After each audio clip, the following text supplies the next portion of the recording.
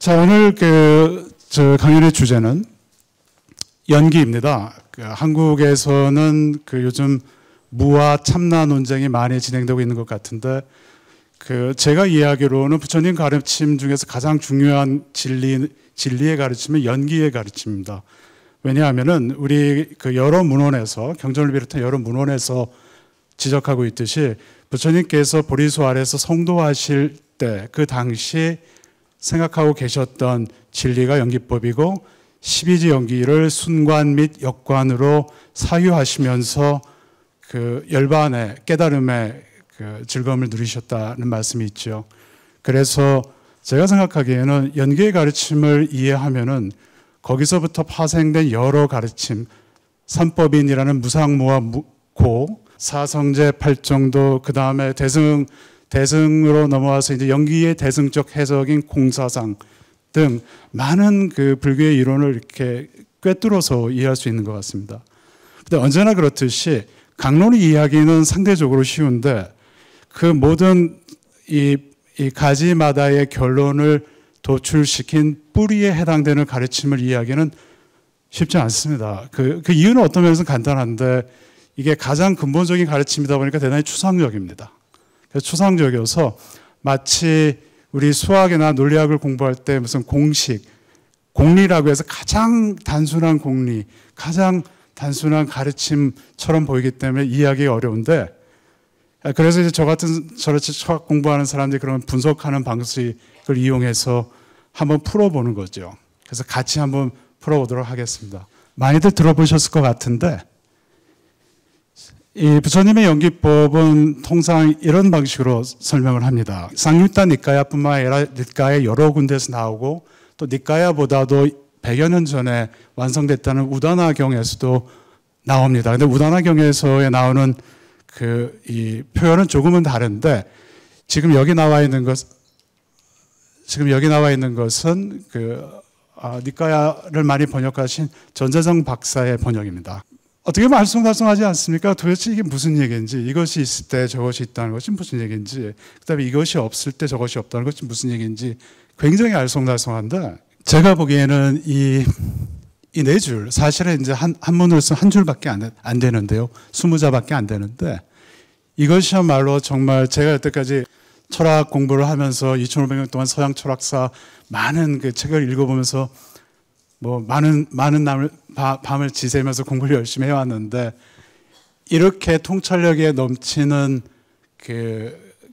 표현법은 못 봤습니다, 사실은. 그래서 예술을 하시는 분들은 예를 들어서 어떤 페인팅 그림 하나만 봐도 미술을 전공하시는 분들은 굉장한 감명을 느낄 수 있지 않습니까? 그리고 음악을 하시는 분들은 어떤 선율 하나만 들어도 큰 감명을 느끼신다 그러는데, 저같이 철학을 하는 사람은 사실은 이 네 줄을 읽으면은 막 머릿속에서 천둥번개가 치는 것 같은 감명을 느낄 수도 있습니다. 저는 그렇습니다. 이 네 줄이야말로 정말 저를 신나게 하고 밤에 잠을 못 자게 하고 심장을 뛰게 하는 진리의 말씀인데, 왜 그렇게 이 존재 세계 전체를 꿰뚫는 진리라고 생각하냐 하면은, 이 철학자들도 과학자들도 그렇고 이런 일종의 형이상학적인, 그러니까 철학적인 전제를 마음속에 갖고 있습니다. 존재 세계를 설명할 때 가능하면 작은 수의 숫자로 설명할 수 있으면, 설명의 정도가 비슷하다면은 복잡한 이론보다는 단순한 이론이 진리에 더 가깝다라는 믿음이 있습니다. 이게 완전히 증명된 건 아니에요. 근데 사람들은 믿음입니다. 그래서 수학도 그렇고 논리학도 그렇고 자연과학도 그렇고 가능하면 작은 수의 공식으로 설명할 수 있는 이론이 더 좋은 거다, 이런 얘기가 있습니다. 근데 이게 상식적으로 보면은 뭐가 있냐면은, 기계가 있다고 생각을 해보죠. 자동차가 2대가 있는데 기능은 똑같습니다. 그런데 한 자동차는 사용법이 굉장히 단순하고, 다른 자동차는 사용법이 굉장히 복잡합니다. 값은 똑같습니다. 어느 자동차를 사시겠어요? 단순한 걸 사시겠죠. 기능이 똑같다면. 마찬가지로 이 사람들은 단순한 원리를 가지고서 기능을 수행하고 현상을 설명하는 것을 이상으로 삼고 있습니다. 동서고금을 막론하고 똑같습니다. 근데 이제 그래서 이 아인슈타인이 그 말년에 이 물리 세계의 모든 움직임과 변화를 설명할 수 있는 단 하나의 등식을 만들어내려고 애를 썼어요. 그래서 그 사람이 그 등식을 완성했습니다. 근데 제가 이제 수학적으로 따라가지 못해서 옳은지 아닌지 잘 모르고 제가 알기로는 뭐 그다지 이렇게 각광을 받은 적은 없는 것 같습니다. 그럼에도 불구하고 이 아인슈타인은 이 온 우주에 일어나는 물리 현상을 단 하나의 등식으로 설명했다고 해서 노력을 했습니다. 그래서 이제 하나를 제시했어요. 근데 제 생각에는 아인슈타인은 이 석가모니 부처님께서 제시하신 이 연기법의 이 표현, 아주 단순한 표현보다는 한 수 아래입니다. 왜냐하면은 이 연기법은 물리세계뿐만이 아니라 우리 정신세계, 심리세계에서의 인과관계, 연기관계와 제가 이제 새로 주장하는 것은 우리 언어 세계에 있어서의 연기관계도 포함할 수 있기 때문에 훨씬 더 포괄적입니다. 훨씬 포괄적이면서 또 제가 보기에는 더 단순한 것입니다. 근데 이제 이게 무슨 뜻인가를 이제 알아보려고 오늘 제가 이 강의를 준비했습니다. 아는 것이 힘이다 이런 말씀 들어보셨죠? 아는 것이 힘이다. 영국의 프란시스 베이컨이라는 사람이 아는 것이 힘이다. 따라서 자연에 대한 지식을 많이 습득함으로써 우리 자연을 컨트롤해보자. 서양 사람들은 자연에 순응한다기보다는 자연을 이용해서 자기의 목적을 달성하는 데 사용하는 것을 원하는 사람들이기 때문에 자연에 대한 이해를 원하는 이유는 자연을 이용해서 자기의 목적을 달성하기 위해서였어요. 그러면서 제시한 방법이 이것입니다. 16세기, 그 다음에 17세기 초반까지만 해도 이 서양에서는 기원전 4세기 아리스토텔레스가 제시한 거의 논리학적인 방법의 자연 탐구 방법만 연구했었습니다. 근데 영국 사람들은 뭐 이유는 잘 모르겠습니다. 굉장히 경험적인 방법을 추구해요. 직접 경험해보고 실험해보고 관찰해보고 이해하기를 원하는데 그래서 이 사람은 세 개의 방법을 제시했습니다. 그러니까 이 테이블이라는 것은 그냥 징표 이렇게 생각하면 됩니다. 그래서 요즘 한국에서도 이 눈이 오면 눈에다 소금 뿌리죠. 뭐 염화칼슘이라고 하던가요. 소금을 뿌리면 눈이 녹죠. 예. 뭐 환경에는 안 좋다고 합니다만은 눈이 녹습니다. 그래서 눈에다가 소금을 뿌리니 눈이 녹는다. 소금 이것이 있을 때 눈이 녹는 현상이 있다. 이것이 있으므로 소금을 뿌림으로 눈이 녹는다. 그러니까 이것이 있을 때 저것이 있고 이것이 있으므로 저것이 있다. 두 번째를 보면은 부제표. 그런데 소금이 없으니 눈이 녹지 않는다. 소금을 뿌림으로 소금을 뿌리지 않았으므로 소금을 사용하지 않았으므로 눈이 녹지 않는다. 이거는 이제 이것이 없을 때 저것이 없고 이것이 없으므로 저것이 없다. 라는 이제 말씀에 해당이 되죠. 근데 이 사람은 이제 하나 더 해서 비교표해서 눈에 소금을 더 뿌리니까 눈이 더 녹는다. 이런 증표까지 있으면은 더더욱 확실하게 소금에 눈을 뿌리는 행위와 사건과 눈이 녹는 현상과 사이에 원인과 결과의 관계가 있다. 그걸 생각을 했어요. 그런 증표라고 생각을 했습니다. 그래서 원인과 결과 사이의 법칙적 관계를 알아낸다는 것이 자연 세계에 존재하는 법칙을 알아낸다는 얘기죠. 그러니까 법칙을 알면은 자연을 이용할 수 있잖아요. 앞으로 무슨 일이 일어날 걸 알 수도 있고. 이제 그런 목적에서 한 얘기인데 이거를 보면은 이것이 있을 때 저것이 있으며 이것이 없을 때 저것이 없다라는 이 부처님 말씀과 똑같아요. 그러니까 사실은 부처님이 말씀하신 이 연기법은 원인과 결과의 관계를 보여주는 어떤 일종의 패턴을 말씀하신 거였습니다. 그래서 이 남전불교에서는 부처님의 연기법을 원인과 결과 사이의 관계로만 이해하려고 노력합니다. 근데 저는 북방불교의 그 이해 방식에 동의하는데 그것은 너무 좁게 이해하는 것 같고 좀 더 넓게 원인과 결과의 관계뿐만 아니라 좀 더 포괄적인 여러 가지 관계를 다 포함하는 관계가 연기라고 생각합니다. 이제 그걸 계속 보겠습니다. 그래서 이 프란시스 베이컨의 방법론은 이 붓다의 연기에 관한 설명과 아주 비슷하죠. 그래서 제가 좋아하는 좋아하는 표현이 조건들이 모였을 때, 인연이 모였을 때 결과가 나타나고 조건들이 흩어졌을 때, 인연이 흩어졌을 때 결과가 사라진다. 그래서 이제 우리 일상의 그 인과법칙적 관계에 대한 이해와 많이 일치합니다.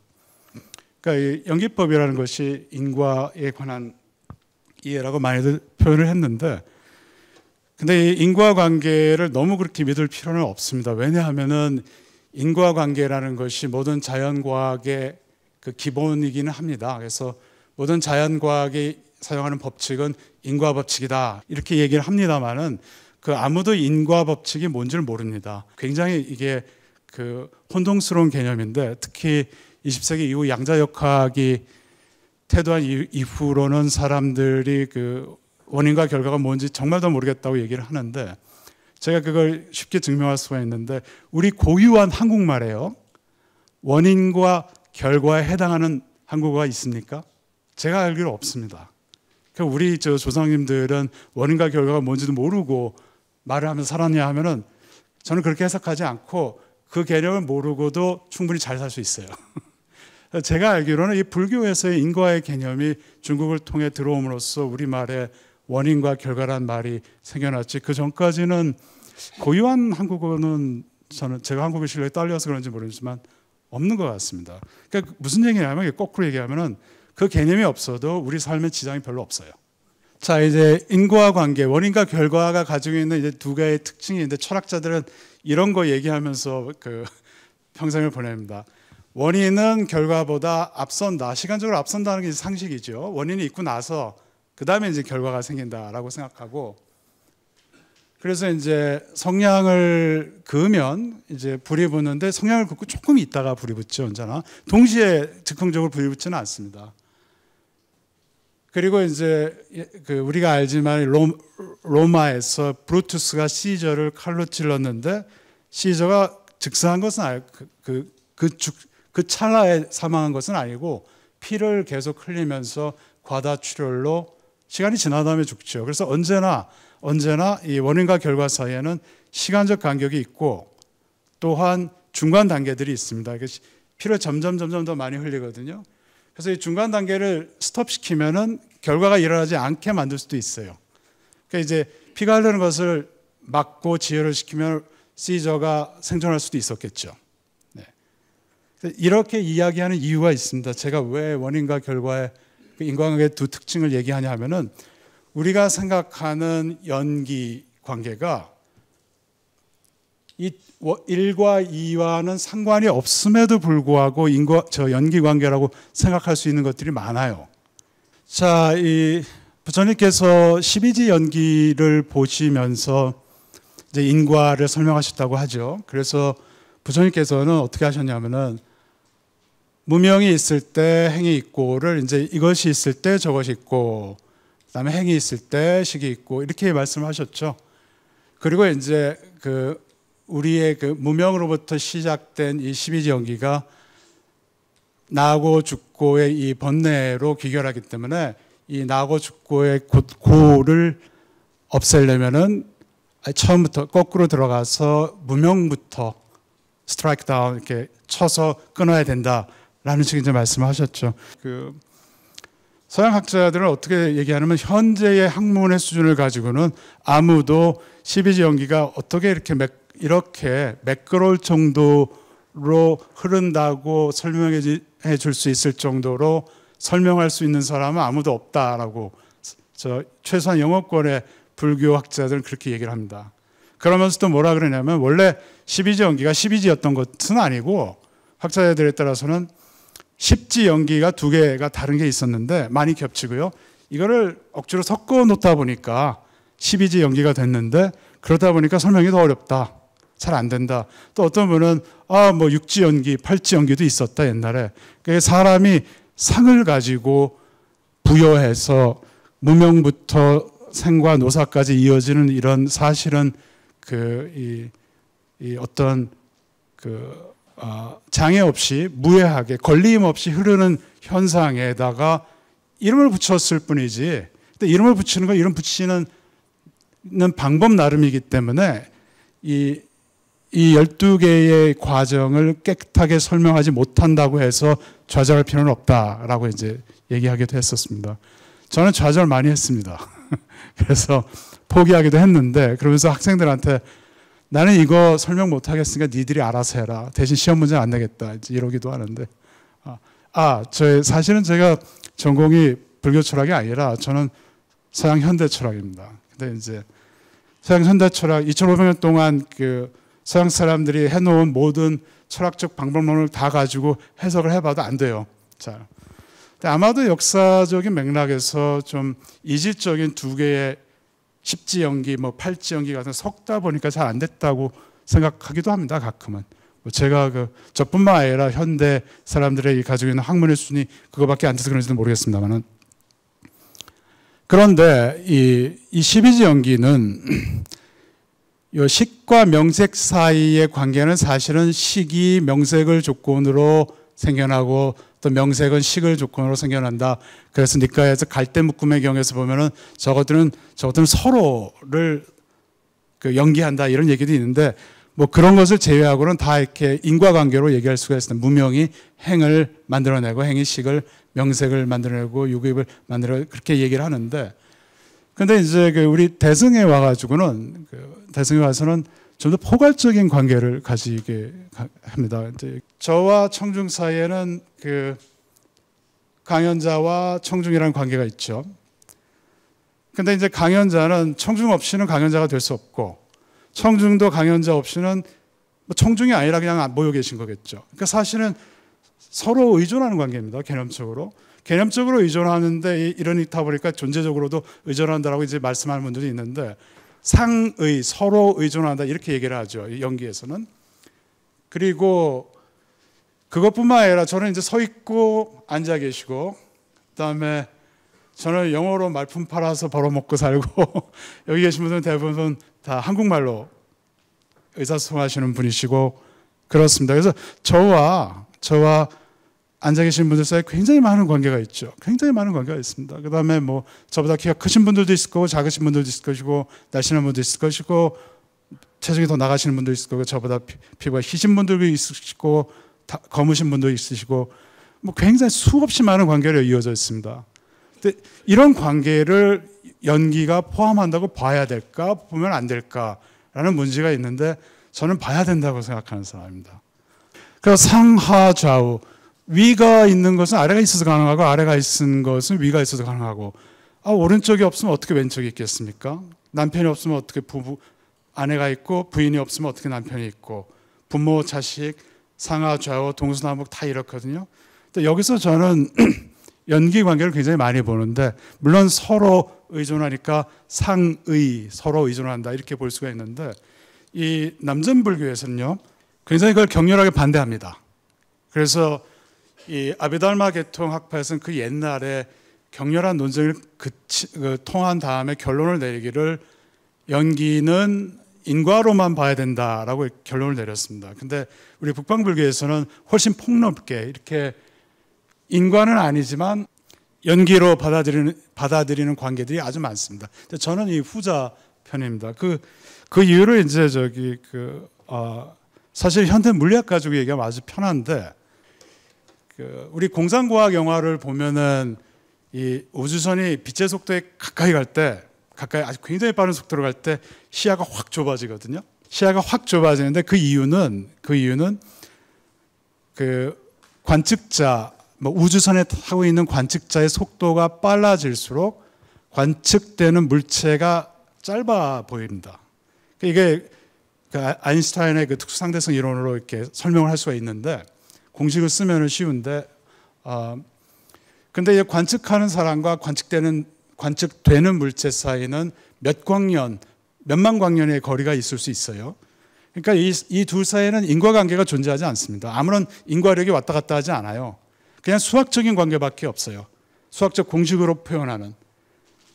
그래서 인과관계가 없고 동시에 이루어지는 관계인데 인과관계라면 원인이 결과보다 앞서야 되는데 이 관찰자의 속도가 빨라지는 것과 동시에 관측되는 물체가 짧아 보이거든요. 시간적 간격이 없어요.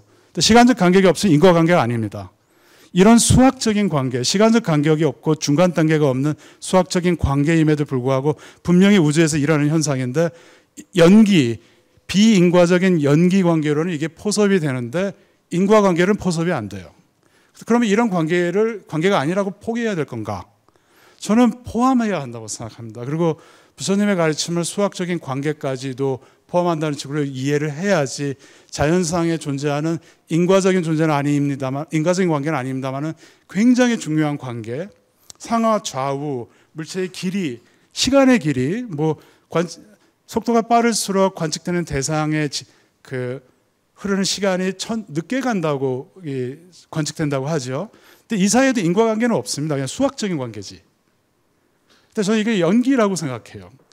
근데 스리랑카나 아니면은 태국, 미얀마 이런 데서 하시는 상주하부 계통의 전통을 아직도 가지고 계신 분들은 반대합니다. 근데 저는 북방불교에 대해 그런데 원인과 조건을 구별하는 것이 남방 전통인데 북방에서는 그냥 조건만 얘기하는 경우가 많습니다.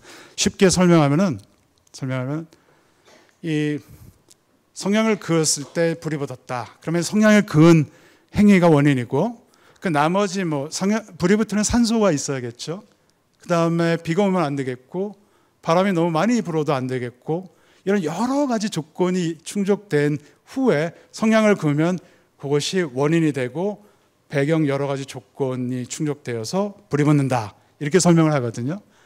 근데 그거는 사람 입장에서 그런 거고 만약에 산소가 부족했다면은 성냥을 아무리 그어도 안 되거든요.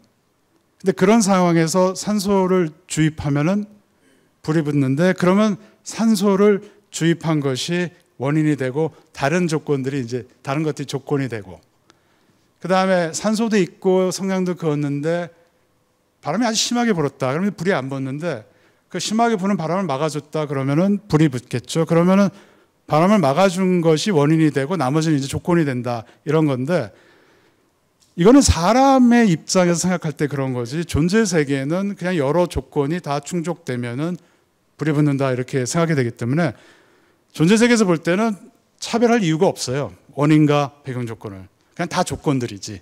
다 조건들. 근데 사람이 경우에 따라서 자기의 관심사, 상황에 따라서 이건 원인, 다른 건 조건 이렇게 구별 부리지. 그래서 제가 알기로는 북전불교, 북방불교에서는 그냥 조건들이라는 말만 쓰는 걸로 알고 있습니다. 그게 옳다고 생각합니다. 저는.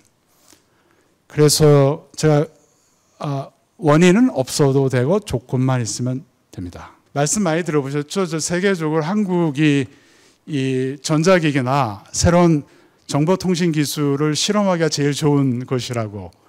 그래서 이제 한국의 시장에 내놔봐서 이 소비자들의 반응이 좋으면은 다른 나라에서 본격적으로 팔기 시작하고 이런다는 얘기가 있지 않습니까? 왜냐하면 한국 분들이 새로운 기술, 새로운 기기에 대해서 굉장히 반응이 빠르고 머리 회전이 빨라가지고 이 판단이 좋아요. 그래서 저도 저희 세계 시장에 이 이론을 내놓기 전에 한국에 와서 실험을 좀 해보고 청중의 반응을 살펴본 다음에 괜찮다고 생각하시면 팔아먹으려고 이제 그렇게 하기로 했습니다. 이건 그래서 아직 아무도 얘기 안 하고 저 혼자만 얘기한 걸로 저는 알고 있는데 물론 이제 화엄을 하시는 분들은 그럴 법하다, 비슷한 얘기 있었다 그랬지만은 저는 이게 과학철학적 배경에서 하는 얘기입니다. 존재하는 어떤 대상이나 개념에 대한 이해가 반드시 배경 이론을 조건으로 의존해서만 연해서만 이루어진다. 그래서 우리는 여기서도 연기를 본다. 그러나 이것이 인과관계는 아니다.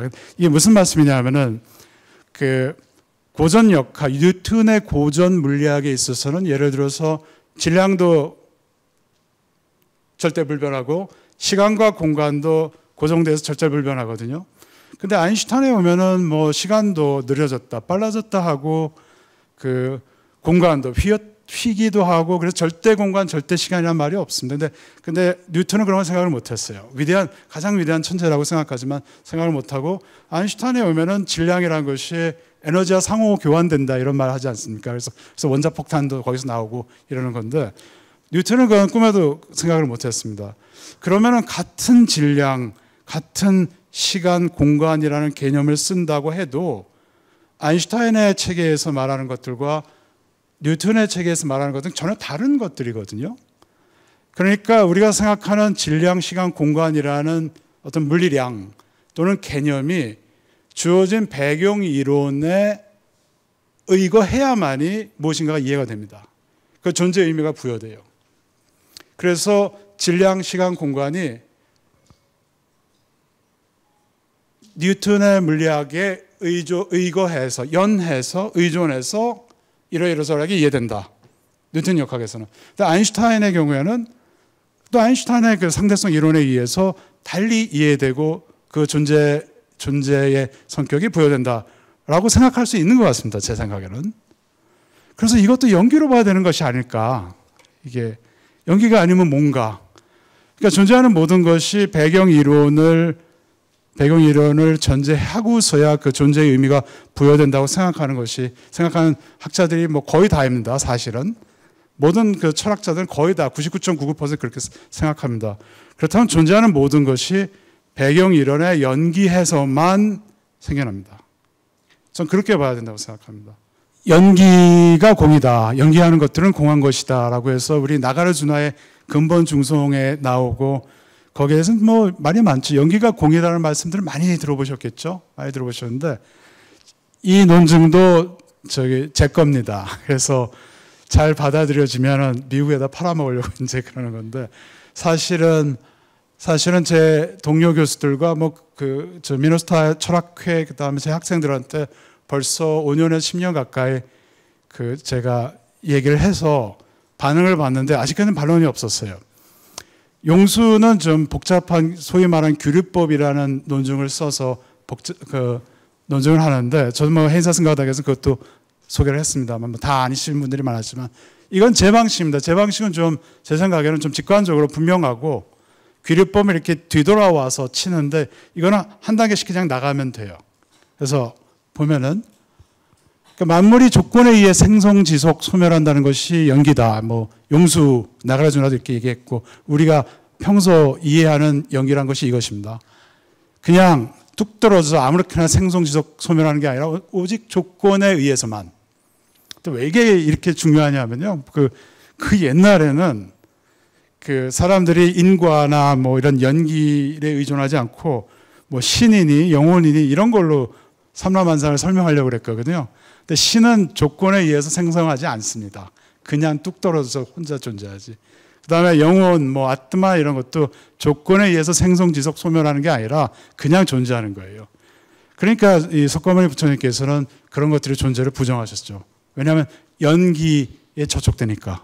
조건에 의해, 만물, 천만만상은 모두 조건에 의해서만 생성, 지속, 소멸하는데 조건에 의해 생성, 지속, 소멸하지 않는 절대적인 창조주니 아니면 영원이니 아트만이니 이런 거를 주장하는 그 당시 바라문교 힌두교의 전신과 각을 세우셨죠. 요즘은 우리 대승전통에서 그러지 않았다고 설명하는 분도 많습니다만 제가 이해하는 그렇습니다.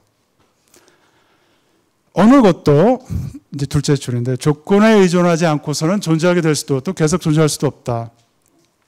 그래서 다른 것들로부터 전적으로 독립적으로 존재하는 것은 하나도 없다. 그러다 보니 스스로 존재하는 것, 즉 자제하는 것은 없다는 말이다. 근데 스스로 존재하지도 못하면서 스스로를 스스로이게끔 만들어주는 어떤 내적 본성, 자성을 가질 수 있겠느냐. 아니 혼자 존재하지 못하는 주제에 어떻게 자기만의 본성을 가질 수 있습니까? 그래서 만물이 연기하기 때문에 조건에 의해서만 생성할 수 있기 때문에 스스로 존재할 수 있는 것은 하나도 없고 따라서 스스로의 본성, 즉 자성을 가질 수 있는 것도 하나도 없다. 그러다 보니까 만물이 자성을 결여하고 있다는 의미에서 공하다. 라는 것이 이제 제 논증입니다. 그럴싸하지 않습니까?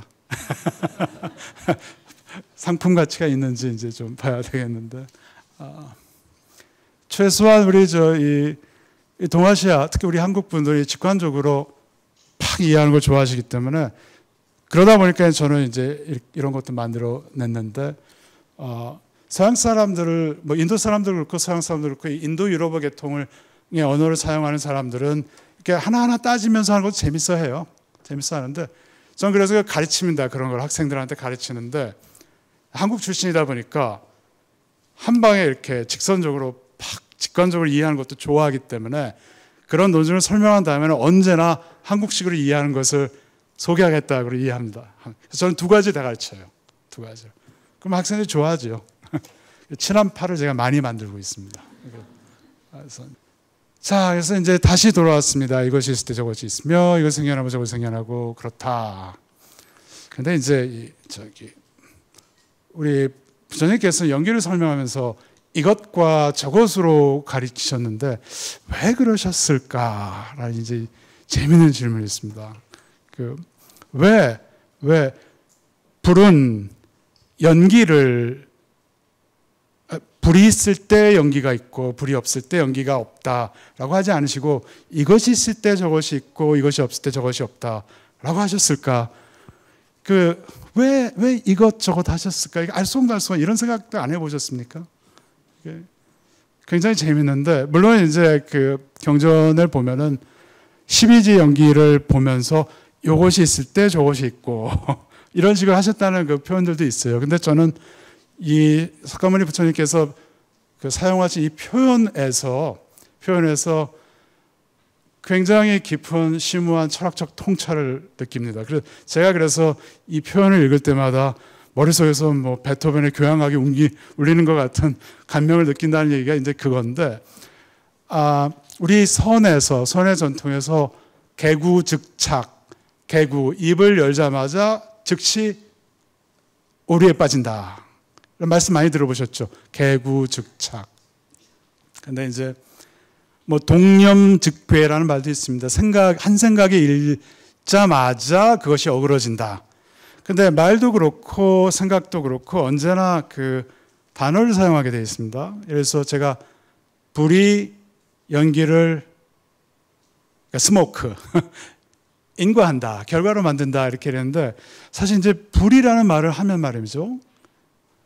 이 세상을 모든 불과 불 아닌 것으로 이렇게 양분하게 돼요. 예를 들어서 제가 영어로는 포디움이라 그러는데 방석 지금 앉아 계신 방석이라는 생각을 딱 머릿속에 가지면은 자동적으로 이 세상에 존재하는 모든 방석들이 한 그룹으로 모이게 되고 방석이 아닌 모든 다른 것들이 다른 그룹으로 자동적으로 모이게 됩니다. 논리적으로 그렇습니다. 이제 불교에서는 이제 방석이라는 상을 가지면 방석인 것들과 방석 아닌 것들을 분별하게 되고 분별하게 되면서 차별하게 된다 이런 말씀들을 하죠. 영어로는 그냥 differentiate 한다 그래서 그냥 분별하다라는 뜻인데 가끔 가다가는 이제 차별이라는 말도 쓰기 때문에 discriminate라고도 하는데 저는 차별보다 그냥 분별 정도가 좋은 것 같습니다. 거기 차별하면 이제 도덕적 가치가 들어가니까.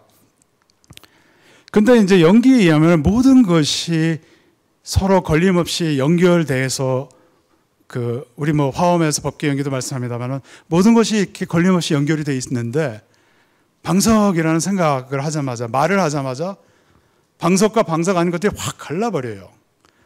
그러면 존재 세계는 있는 그대로 직관하는 게 아니잖아요.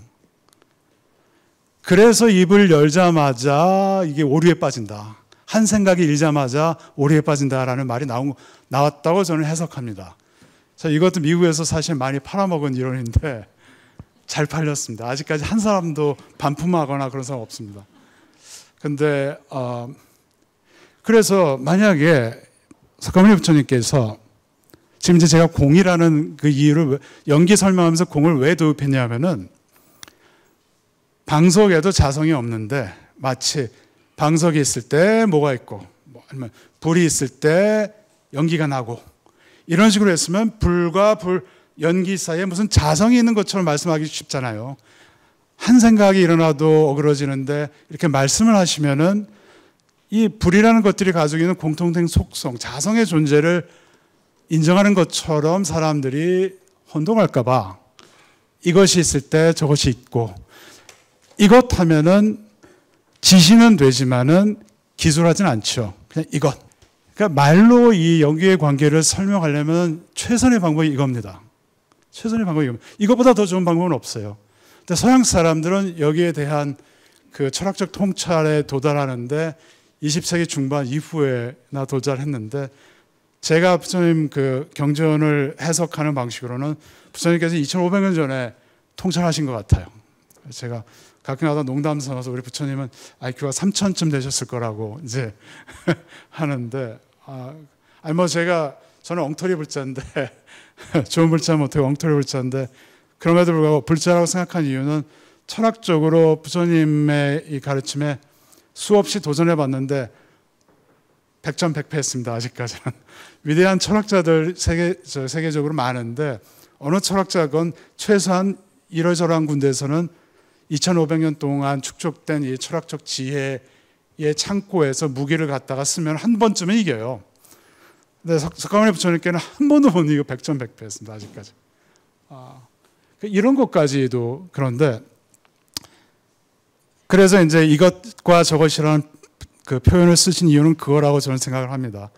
하지만 이것조차도 완벽하지는 않습니다. 그 이유를 이제 제가 나중에 설명할 텐데, 이것조차도 아무런 그 자성을 인정하지 않는 것 같지만 이것과 이것 아닌 것을 구별하지 않습니까? 그러니까 이것도 걸림없이 그 연결되어 있는 우리 법계 연기에 사실은 접촉됩니다. 그래서 이것이라는 말조차도 입 밖으로 나오면 오류에 빠집니다. 그래서 이제 진정한 진리, 가장 심오한 진리는 심오한 침묵으로밖에 표현할 수 없다는 이유를 저는 그렇게 생각합니다. 근데 이제 그래도 저희 경전으로 남겨야 되니까 뭔가 써야 되잖아요. 그러니까 가장 최선의 방법이 이것이라고 저는 생각을 합니다. 부처님께서 이걸 보여주셨어요. 다 아시면서도 일단 말은 해야 되니까 가르쳐 주신 것 같습니다. 그러면 이제 이것과 저것은 연기의 관계로 묶여 있다. 그런데 그러면 그 관계가 뭐냐? 불이 있으면 연기가 난다. 파이어가 있으면 스모크가 난다. 인도에서 많이 쓰는 건데, 여기에 과연 필연적인 관계가 있을까? 원인과 결과로서의 필연적인 관계. 근데 그렇지 않습니다. 사실은 태양이 이게 거대한 불덩어리 아닙니까? 태양은 연기가 안 납니다. 다 아시다시피. 그 다음에 제가 한국말로는 모르는데 이 스몰덩이링이라는 것도 그 불의 일종인데 거기도 연기가 나지 않고요. 숯불도 아주 잘 구운 숯불은 연기가 나지 않죠. 그러니까 불이라고 해서 다 연기가 나는 거 아닙니다. 그래서 이 원인과 결과 사이가 반드시 필연적인 관계로 연결된 건 아니라는 그 통찰은 사실은 현대 그 서양 과학 철학자 및 형이상학자들 사이에서는 상식입니다. 그래서 원인이 있으면 반드시 결과가 있어야 될 것 같은데, 필연적으로 아무런 그 발례 없이 예외 없이 연결되는 것은 아니라는 것이 그 철학에서는 상식으로 되어 있습니다. 그렇다고 해서 전혀 아무런 관계가 없다는 것도 아니어서, 그러면 이제 우리 불교에서 흔히 얘기하는 있는 것도 아니고 없는 것도 아니고 이제 이렇게 됩니다. 그래서 사실 불교가 참 재밌죠. 재미있고 섬세하고 아주 매력 만점의 가르침인데, 이렇게 너무 섬세하다 보니까 성질 좀 급하면은 에이 복잡해 뭐 그러고 이제, 그런데 이제 다행히 우리 불교에서는 참선 수행도 강조하니까 성질 급하신 분들도 저기 좀 누르시고 공부할 수 있죠. 이 버트란드 러셀이라는 사람이 이 원인과 결과 사이에 필연적인 관계가 존재하지 않는다는 것을 어떻게 재미있게 증명을 하냐면은 어느 이 닭 농장, 그러니까 닭을 키우는 농장, 풀어서 키우는 농장이 있었습니다. 영국에, 잉글랜드에 있었는데, 이 닭 농장 주인이 매일같이 몇 달 동안 종을 치고는 모이를 줬어요. 근데 이게 하루 이틀 사흘 계속되다 보니까 닭들이 종만 치면은 이거 밥 먹으러 간다, 그리고 모이 먹으러 간다, 그래서 우르르 다 몰려왔어요. 그래서 닭들한테는 한 100일 정도 지나니까 종소리가 밥 먹는 소리예요. 야, 종소리 나면 나는 아유 밥 먹어야지, 시장기 돈다, 이렇게 와서 먹었어요. 101일째 100하루째 되는 날 닭농장의 주인이 종을 막 쳤어요. 그러니까 이게 원인이 돼서 야 밥 먹어야 다 모였어요. 근데 모조리 모아서 도축장으로 끌고 왔어요.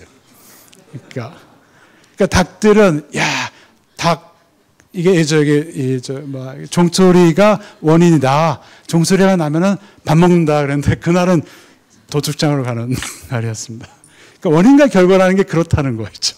이게 아니 제가 이게 그 펜인데 이걸 놓으면 떨어지죠. 떨어지는데 1조 번 떨어뜨렸는데 1조 하고 한 번 더 떨어뜨릴 때 이게 반드시 떨어진다는 절대적인 보장이 있을까 하면 없죠. 뭐 그 순간 이 물리의 법칙이 변할 수도 있고 그러니까 논리적으로 절대적인 그런 필요성은 없습니다. 그래서 이 데이비드 휴미라는 사람이 그 독일의 유명한 철학자인 칸트가 자기보다 훨씬 똑똑한 사람이라고 칭송을 한 사람입니다. 사실 칸트는 위대했지만 머리가 좀 나쁜 철학자였습니다. 그 사람이 쓴 글을 읽어보면 이해를 못해요.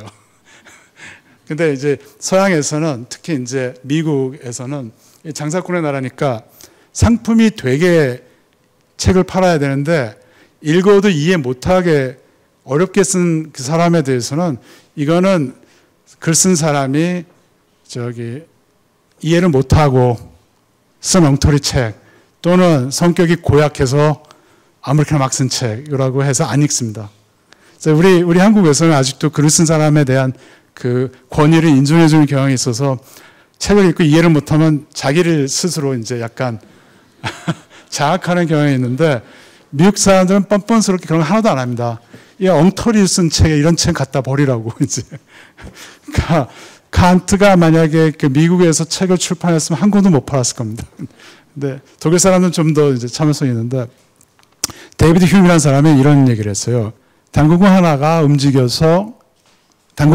움직여서 멈춰있던 당구공 B를 딱 치고 여기 씁니다. 그러면 이제 당구공 B가 움직이기 시작합니다. 이거를 이제 조금 이제 철학적으로 미묘한 부분 다 빼고 그냥 상식적으로 얘기하자면 당구공 A가 이 딱 친 것이 원인이 돼서 당구공 A가 가지고 있던 힘 또는 에너지, 운동량 뭐 이런 것들이 당구공 B로 전해져서 당구공 A는 이제 그걸 다 잃었기 때문에 멈춰 쓰고 당구공 B는 그 새로운 에너지, 운동량 뭐 이런 걸 받아서 움직이기 시작한다. 이렇게 사람들이 생각을 하죠. 근데 이 데이비드 휴미라는 이 천재가 아주 단순한 질문을 합니다. 아주 단순한 질문. 그래? 근데 당신들 그렇게 주장하는데 에너지 본 적 있어?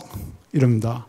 보이지 않는 힘 본 적 있어? 이럽니다. 근데 손으로 이렇게 딱 대면은 당구공이 딱 치면 이제 아프니까 그게 힘의 존재를 증명한 거 아니냐 이렇게 말할 수 있겠지만 거기서 증명된 건 내 손이 아프다는 감각은 증명되는데 힘의 존재를 감각한 건 아니에요. 아프기 때문에 우리가 이론적으로 힘이라는 것이 있으니까 내 손이 이렇게 아프게 됐다라고 이론적으로 추론하는 거지 힘을 직접 경험한 건 아닙니다. 이 사람은 천재라는 사람들이 이런 사람들 아주 날카로운 질문을 하는데 아주 단순한 질문을 해요. 힘을 한 번이라도 경험한 적 있냐? 이 공이 가지고 있는 숨어있다는 힘을 한 번이라도 경험한 적 있냐 하면 없다가 정답이죠. 없는데 왜 있다고 그러냐? 당신들 그것을 설명하기 위한 이론은 이제 개념대로 되어 있으니까 사실 상으로 되어 있죠. 상을 당신들이 주입해서 설명하는 것일 뿐이다. 에너지라는 상, 힘이라는 상. 당신들이 상을 만들어서 설명했을 뿐이지 상을 당신들이 직접 경험한 적은 없다. 그건 만든 상이니까 다른 사람은 다른 상을 만들 수 있다. 이렇게 얘기를 해버린 거예요. 게다가 원인과 결과 사이에 필연적인 관계가 있다. 이게 딱 치면 이거 움직여야 된다. 근데 그래? 당신 필연성 눈으로 본 적 있어? 이렇게 질문하는 거예요. 보신 적 없죠, 한 번도. 그건 사람들이 머릿속에 만들어 놓은 상일 뿐이다. 그래서 데이비드 휴미 굉장히 불교적인 이제 생각을 많이 했다고 평가를 하는데 이것이 있을 때 저것이 있고라는 표현을 쓰면은 이것과 저것 사이에 어떤 필연적인 관계의 존재를 인정하지 않아서 좋습니다. 이게. 제가 사실은 이번에 해인사 승가다에 가서 한거 특강을 하느라고 거기 계신 교수사 스님 한 분, 법창 스님이란 분이 니까야보다도 더 먼저 100년 전에 나왔던 우다나 경의 그 원문을 보시면 저한테 이렇게 설명해 주셨어요. 제가 강의한 거 좋다 그러면서 저를 이렇게 격려해 주신 건데, 근데 거기에 보면은 필연성은 하나도 없고 단지 공이 쳤다, 다른 공이 움직였다, 이런 그 표현밖에 없어요. 거기 이상 하나도 없어요. 상을 하나도 안 집어넣습니다. 근데 현대 물리학에 의하면 그렇게 얘기해야지 가장 설명을 잘하는 겁니다. 필연성도 상이기 때문에 함부로 집어넣으면 곤란합니다. 굉장히. 그러니까 불교적이지 않습니다. 특히 이제 소립자 물리학의 세계에 들어가면은 제가 읽은, 제가 수학적으로 따라가는 건 아닙니다. 제가 읽은 여러 가지 책과 논문들에 의하면은 이 소립자들의 세계에서는 원인과 결과가 어느 것이 원인이고 어느 것이 결과인지 구별하지 못하는 경우가 너무 많답니다. 왜냐하면은 어느 것이 먼저 일어나고 어느 것이 늦게 일어나는지 관측하기 참 어렵고 어떤 경우에는 동시에 일어나는 것 같기도 하고 어떤 경우에는 결과가 원인보다 먼저 일어나는 것 같기도 하고 이래서 이 소립자 물리학 하시는 분들은 이 데이비드 휴메이 옳았다고 생각을 해요. 원인과 결과 사이의 필연적인 관계는 얘기할 수 없다라고. 그런 많은 분들이 그렇게 생각을 합니다. 근데 부처님께서는 제가 보기에 이것이 있을 때 저것이 있고라는 식으로 표현을 하시면서 그런 필연성을 배제하셨어요. 그래서 제가 이제 우리 부처님에서 천재성을 본다는 건데 이것이 있을 때 저것이 있고라는 표현을 어떤 사람들은 이것이 있다면 저것이 있다. 만약 이것이 있다면 저것이 있다. 이렇게 설명하는 사람들이 많거든요. 위대한 칸트도 그렇게 생각하는 오류를 범했습니다. 그래서 제가 위대했지만 머리가 좋았던 사람 아니라고 이제 농담을 하는 이유인데 우리 고등학교 수학에서 배우는 명제함수라고 있지 않습니까? P이면 Q다. 그래서 P 전건이 참이고 후건 Q가 거짓이면 전체는 거짓인데 만약에 전건 P가 거짓이면 Q가 참이건 거짓이건 전체는 참이 된다. 이런 얘기 혹시 기억나십니까? 이런 게 있었죠. 미국에서는 사실 학부 대학 들어가서 한참 있다가 배우는 건데 우리는 고등학교 1학년 때 배우죠. 미국 학생들 수학 별로 안 합니다. 근데 이제 어떻게 생각을 했으냐면 많은 분들이 이 자연 법칙을 인과 법칙으로 생각을 했어요. 근데 인과 법칙을 어떻게 생각하냐면은 예를 들어서 물이 100도에서 끓는다라는 말을 어떤 것이 물이라면 조건이죠. 그것은 100도에서 끓는다. 그래서 이 조건문으로 해석이 될 수 있는 문장은 인과관계를 자연의 법칙을 설명하는 법칙이라고 생각을 했어요. 물은 100도에서 끓는다. 어떤 것이 물이라면 그것은 100도에서 끓는다. 그래서 앞에 건 원인이고 뒤에 건 결과다 이렇게 얘기를 했습니다. 그래서 모든 백조는 희다. 어떤 것이 백조면 그것은 희다. 그래서 어떤 존재자의 백조임이 그것의 힘을 결과한다. 라는 식으로 생각을 했어요. 많은 사람들이. 근데 이제 물은 여기서는 이제 많은 이제 반례가 있죠. 물은 해수면일 때만 100도에서 끓지 우주 공간 이런 데서는 훨씬 안 그렇고 그다음에 백조가 다 희다고 생각하지만은 오스트레일리아 가면은 검은색 백조가 지천에 깔려 있습니다. 그러니까 다 틀린 얘기죠. 그러니까 그리고 이제 문제가 뭐냐면 이 명제함수에서는 앞에 나온 말이 거짓이면 뒤에 나온 말은 상관없이 전체가 참이 되거든요. 그래서 이제 서양 사람들이 하는 얘기가 야, 이게 위대한 예술 작품이면 나는 원숭이 삼촌이다. 이런 얘기가 있어요. 그러니까 제가 원숭이 삼촌인 건 말이 안 되죠. 근데 이것이 위대한 예술 작품이라는 말은 정말 터무니없기 때문에 그 다음에 나오는 말은 무슨 헛소리를 해도 전체가 참이 된다는 얘기입니다. 네 말이 옳으면 기차 바퀴는 네모나다라는 이렇게 지방 어디 농담도 있거든요. 기차 바퀴가 어떻게 네모났겠습니까? 네 말이 하도 엉터리니까 네 말이 옳으면 기차 바퀴가 엉터리라는 말도 옳다라는 거죠. 근데 문제는 이게 조건문이 두 가지 문제가 있습니다. 인과관계를 설명하기에는 조건문이 너무 많이 포함을 해요. 오늘이 월요일이면 내일은 화요일이다. 오늘이 월요일임이 내일의 화요일임을 오늘은 화요일이죠, 참. 오늘의 화요일임이 내일의 수요일임을 초래한다는 건 말이 안 되죠. 그냥 수요일이 화요일 다음에 오는 거지. 이게 원인이 결과를 만들어내는 건 아니거든요. 근데 이게 조건문을 충족하죠. 근데 이제 문제는 뭔가 하면은 이 인과가 아닌 것까지도 포함하기 때문에 인과관계를 조건문으로 해석하면은 곤란합니다. 그래서 이제 인과를 조건문으로 해석하면 안 되고 근데 칸트가 그런 실수를 했어요. 칸트가 모든 자연 법칙은 인과관계를 말하는 조건문으로 이해해야 된다고 해서 예를 줍니다. 그 위대한 칸트도 오류를 많이 범했어요. 석가모니 부처님은 그러신 적이 한 번도 없는데 제가 여태까지 읽은 경전에서 칸트는 많이 범했어요. 아니. 근데 이제 또 연기라는 것은 이것이 있을 때 저것이 있다는 것은 존재하는 것과 존재하는 것 사이의 관계거든요. 그러니까 참으로 존재하는 것과 참으로 존재하는 것 사이의 관계인데 이것이 존재하지 않는다면은 저것이 존재하건 말건 참이건 아니건 상관없이 연기 관계가 성립한다라고 석가모니 부처님께서는 말씀하지 않으실 거예요. 그 말이 안 돼요. 연기 관계는 존재하는 것들, 참된 것들 사이의 관계지. 그러니까 조건으로 해석하면 안 됩니다. 근데 많이 오해들 할 수 있어요. 왜냐하면 연기를 인과라고 이해하고 또 인과가 이런 조건문을 충족시킨다고 생각하는 사람들이 많기 때문에 이런 오류가 발생할 가능성이 많습니다. 제 생각에 앞으로 이런 논문이 조금 나올 거예요. 근데 이제 그러면 이제 칸트가 200여 년 전에 범했던 똑같은 오류를 범하게 되는 겁니다. 철학 공부 열심히 해야죠. 사실 학문한다는 게 대단히 마음을 졸이게 하는 작업입니다. 논문을 발표하는데 한 1500년 전에 어떤 학자가 이미 반박해 놓은 논증을 쓰거나 이런 얼마나 당황스럽습니까, 이게. 그러니까 공부를 열심히 해야 되는 관계가 있죠. 근데 이제 우리 한자 문학에서는 상당히 익숙하죠. 이것이 있으므로 고자가 들어가서 고로, 이것이 있는 고로 저것이 있고 고자가 들어가기 때문에 이것과 저것 사이에 있던 의존 관계가 굉장히 더 많이 강조되죠. 근데 이제 아까는 이것이 있을 때 저것이 있다라는 거 이런 표현에서는 의존 관계에 별로 안 보이는데 한자로 돼 있는 아함경에서의 번역은 고자가 들어가는 바람에 이 동아시아에서는 의존 관계가 대단히 강조돼서 이해가 되어 왔습니다.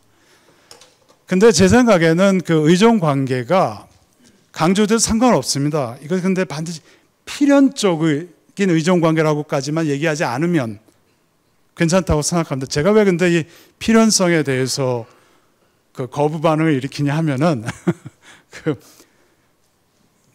원인과 조건 또는 원인과 결과 아니면 이 조건과 이 조건이 결과한 사이에 필연적인 존재가 관계가 성립하려면 이 원인 또는 조건이 자성을 가지고 있고 저것이 또 자성을 가지고 있고 이것 사이가 고정불변의 법칙이어야 돼요. 그래야지 필연적입니다.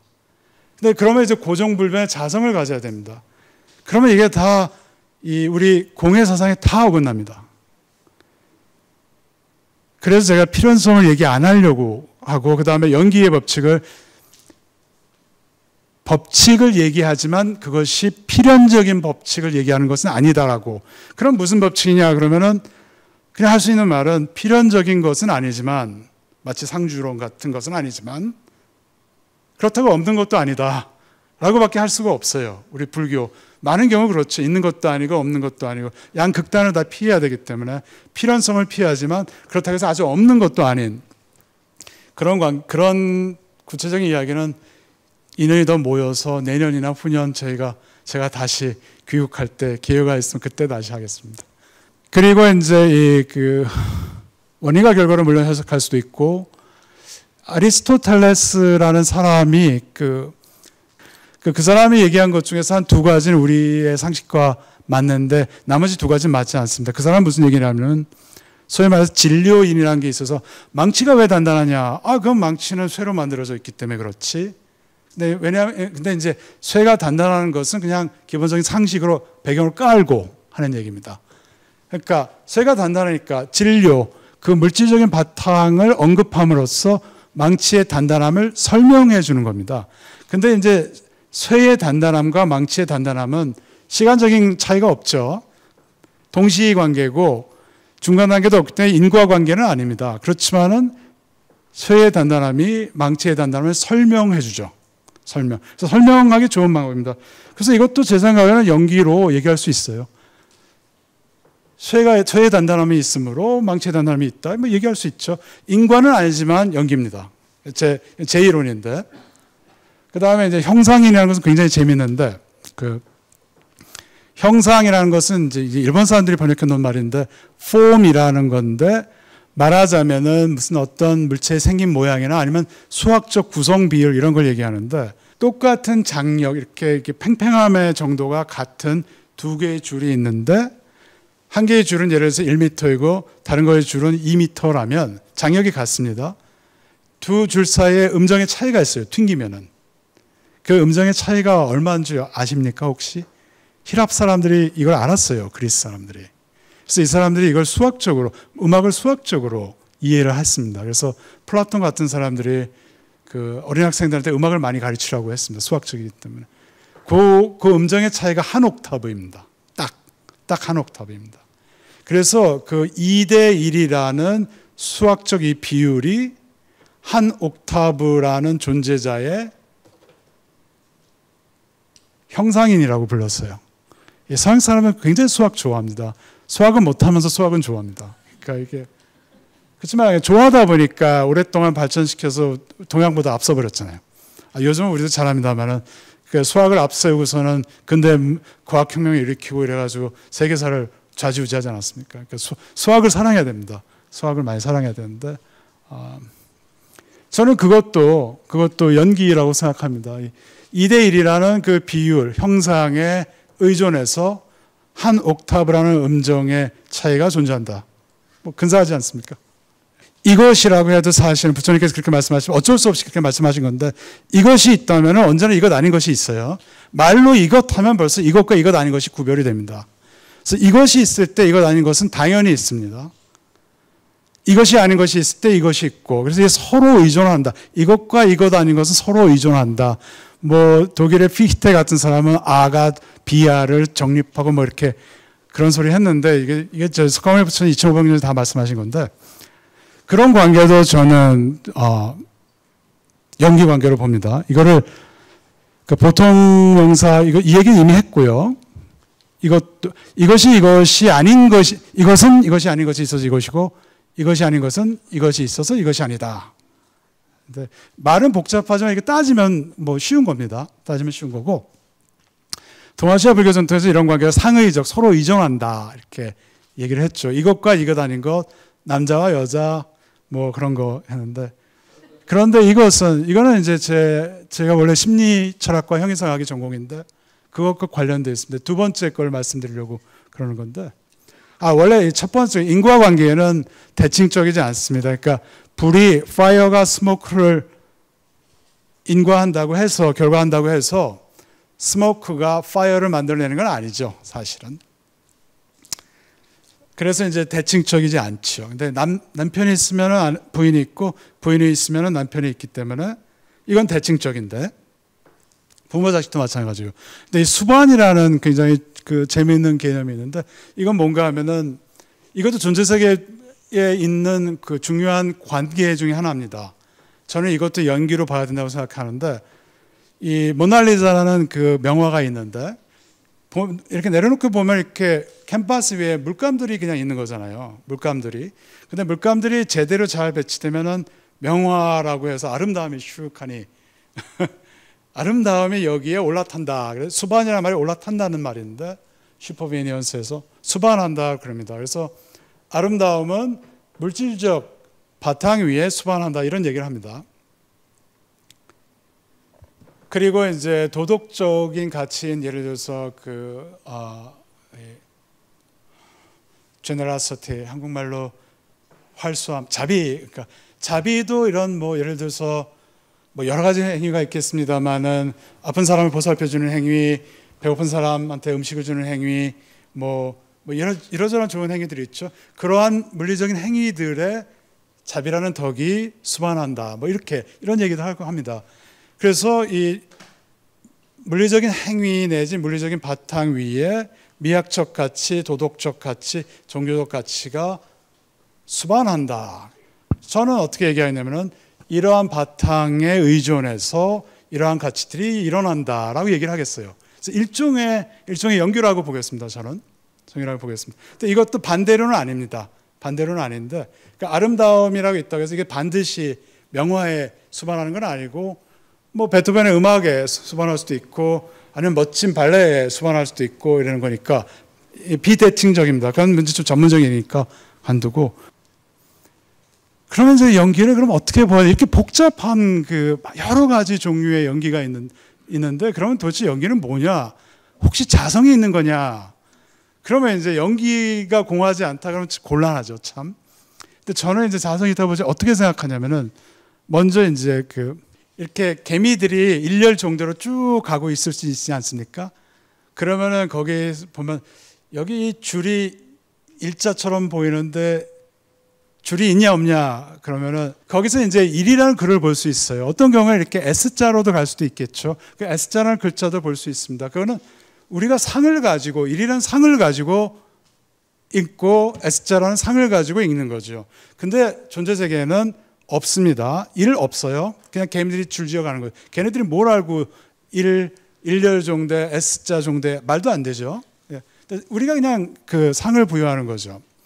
근데 제가 왜 이런 말씀을 드리냐면은 연기도 보면은 어떤 경우에는 인과로 이해되고 어떤 경우에는 제가 설명이라고도 하고 이것과 이것 아닌 것은 상의 관계고 수반도 되고 부분은 전체는 또 부분에 성의적으로 연결되는 것 같기도 하고 반론도 있습니다만은 개념이 배경이론에 의존해서 생겨나는 것 같기도 하고 이 굉장히 수많은 다양한 관계가 있는데 이것을 통틀은 집합으로서 보면 어떨까? 근데 이제 제가 이 이유를 말씀드린 이유는 먼저 설명을 드려야 되는데 앞에 가야 되는데 여기 계신 5분의 손님들 뭐라고 해야 될지 오디언스 청중을 5분이 모여서 농구팀을 하나 만들었어요.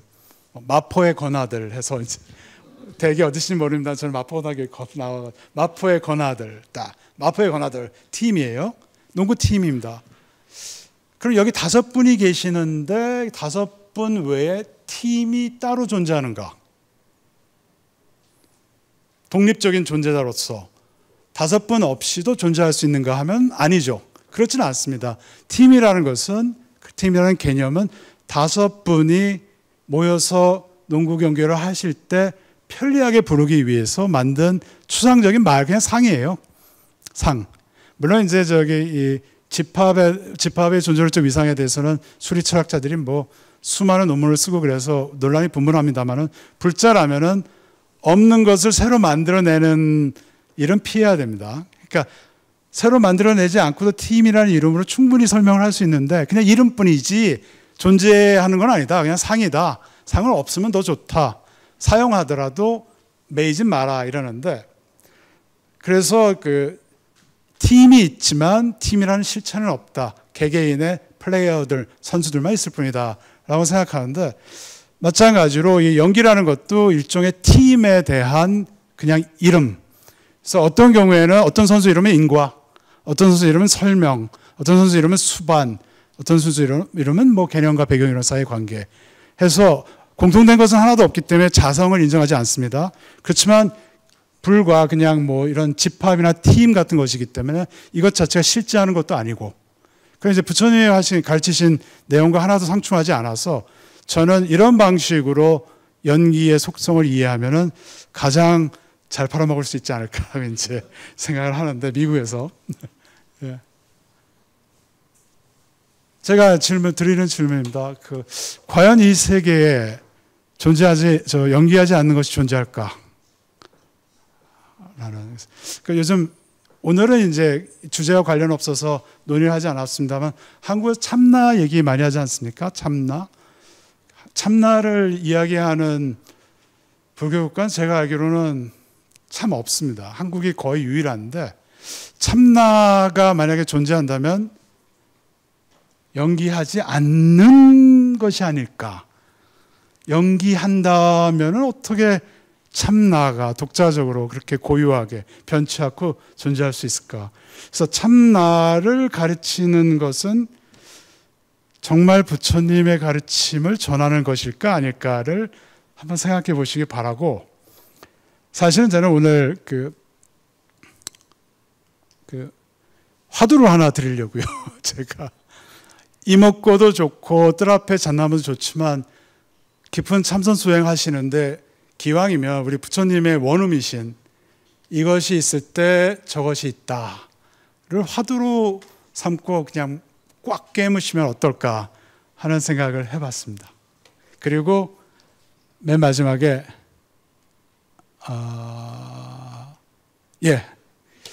연기하지 않는 것, 그러니까 석가모니 부처님께서는 절대적인 창조주의 존재를 인정하지 않으셨는데, 그러면 우리 한국 불교에서 말하는 참나라는 것이 과연 연기의 법칙에 부합할까 안 할까?